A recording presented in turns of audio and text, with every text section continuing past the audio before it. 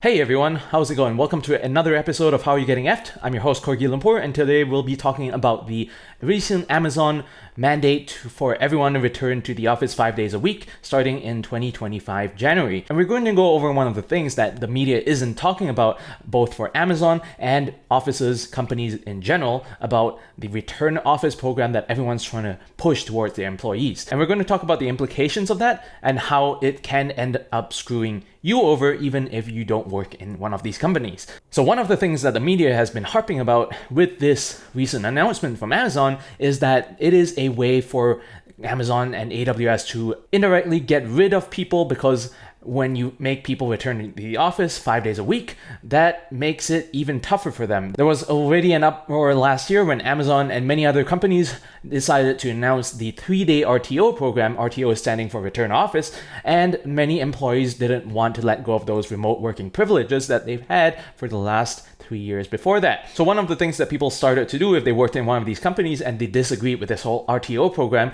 was they started looking for new jobs, and they wanted to move over to remote jobs and leave Amazon and these other tech companies which were making them go back to 3 days in the office again. And most of them did succeed in the US, less so outside of the US, because remote jobs are becoming increasingly rare in the US, but they're even rarer in places like Europe and even more so in places like Asia. So while you could argue that 3 days a week in the office is kind of like a compromise and some people might just put up with it, 5 days a week is basically a camel on the straw's back for a lot of these people who actually want to, have that flexibility of working at home and doing other stuff beyond just work, and having that flexibility in terms of when they work for their job. That is one of the big benefits for Amazon, which is getting people to leave in an indirect way without doing a large scale layoff, for example, or getting people on their classic PIP program, which they love to do. All these articles from places like Newsweek, from Fast Company, from the New York Times, from CBS, all the way to a local Singaporean CNA are all talking about this attrition, which is getting people to leave the company on their own without firing them, and talking about how it benefits Amazon in terms of culture and all. But they're not talking about this one thing, and that is the biggest benefactor of this whole return to office program besides the company itself, which in this case would be Amazon. So think about it for just 5 seconds. Who else aside from Amazon benefits from this move of making everyone return to office 5 days a week? Do you have an answer? You might be thinking real estate, which is kind of half credit because technically it's true, but it's more of the city. So one of the things that a lot of people aren't aware of when it comes to return to office is that a lot of it is driven by cities. And if you live outside of the US and don't know anyone who's working in the US, you're probably even more clueless as to what do you mean? Like, what do you mean the city benefits? And one thing that people aren't really paying attention to, that the media isn't talking about, is the fact that a lot of cities actually give out incentives for companies to bring in their little office and hire people within that city and have those people return to office. Because when they return to office, they bring all their money and start spending it on transportation, on food, on convenience stores, whatever. Amazon is based in Seattle, and they were looking for a new place back in 2018 to create their HQ2, which is their second main base within the US. And what happened, because Amazon is such a big company, is that many of these cities within the US started offering incentives for Amazon to move into their city and bring in all those jobs. I'm going to read to you some of the benefits that the cities were giving back in 2018 before Amazon decided Virginia to be the place where they would open up HQ2. So let's go over some of these things. The first place is Atlanta. Atlanta decided to offer $2 billion worth of taxpayer-funded incentives for the bid for HQ2. Those perks came on top of more than $1.7 billion in tax incentives, largely from what the state called $1.3 billion of mega project tax credits, and in addition, $87 million in local tax credits from the city of Atlanta. Next up, we have Boston, which Amazon actually has a pretty decent presence in already, where they did not offer the same billion-dollar tax incentives as other HQ2 finalists,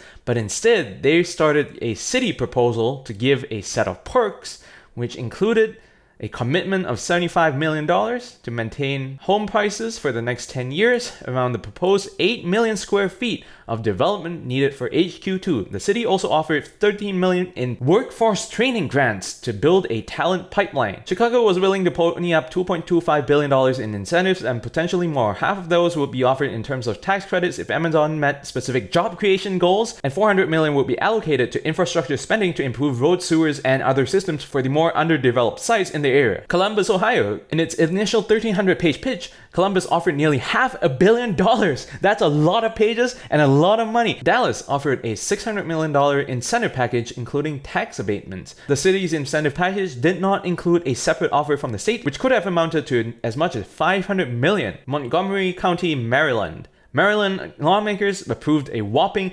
$6.5 billion in tax incentives from Amazon through a legislation called the PRIME Act, which became the largest economic development package in the state's history. In addition to the incentives, the state also promised $2 billion in promised infrastructure and transportation improvements for the White Flint Mall area of Montgomery County, which Amazon had selected as a finalist for the second headquarters. Amazon would only be given those tax credits if they created at least 40,000 jobs that pay an average of $100,000 a year. The state also offered a sales tax exemption on construction materials used to build the project, and it proposed a new annual tax credit equal to 5.75% of each job's new wages. Newark, New Jersey. During the HQ2 competition, Newark passed an ordinance that would offer up to $2 billion in tax incentives to any company that will build its headquarters in the city, create 30,000 jobs, and invest $3 billion over the next 3 years, according to NJ.com.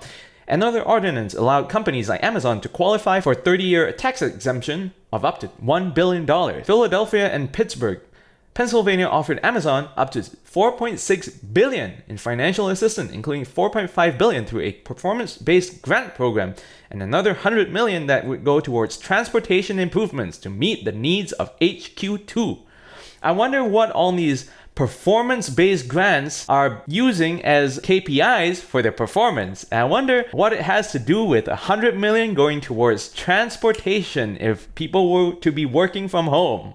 See how this is going right now? Washington, D.C., the nation's capital, offered incentives totaling $60 to $80 million a year for 10 to 15 years for a total of $600 million to $1.2 billion, according to estimates from the Washington Business Journal. Offers included relocation reimbursements of up to $5,000 for each employee relocated to the district, wage reimbursements of up to $10,000 per new hire, or up to $30,000 for newly hired veterans. No increase in real property tax for 5 years, sales tax exemption for purchases of hardware and software, training credits of up to $20,000 for newly hired veterans, and 0% corporate tax for 5 years, and a reduction in tax rate from 9 to 6% for the life of the company. Gee, that's a lot of benefits. And I gotta wonder, with all these cities offering anywhere from 9 to 10 figures, that's hundreds of millions to the billions, what kind of incentives the cities have in order for them to invest so much effort and time and money into getting companies to move over to their city. I wonder if those incentives come with little strings attached. I wonder if those strings would include things like you cannot have your employees relocate to our city and start working from home. You have to get them to come to the office and spend money in our city. And they have to support all the local businesses by going to those offices as much as they can, in addition to you paying rent to us to build that building and rent the space that the building is built on. I wonder how many of those cities included those clauses or similar in those little strings that they attached with those billion-dollar incentives that they were giving out to these companies like Amazon. And I wonder how many cities outside of the US are offering companies such incentives to bring their companies in, to build their offices, to house their employees in those cities, and make them return to office without letting the public know. And what's even better about this is, even if you don't work in a company like Amazon or one of the companies that's making everyone return to office 3-5 days a week, you're probably affected as well, because guess what? Those incentives have to come from somewhere. That's not money that the city just makes from thin air. They're coming out of your taxes. And you're paying all these companies to institute draconian mandates on their employees to rob them of their rights to work from home and make them return to office 5 days a week. So they can't have any flexibility, whether it's in terms of time or thinking, because they need you exhausted from working in the office 8, 9, 10 hours a day, 5 days a week. So you can't start your own business or think of other ventures that would make you independent from the entire system that they have been training you since school to lock you into. Now, do you see the importance of paying attention to what's happening outside where you live? You might not live in America, but there sure is a lot of interesting stuff that comes out of America that no one else in other countries like to talk about. And that's for good reason, because they want to keep you stupid and uninformed. So you can't get upset if you don't know what is upsetting. See how that works? Good.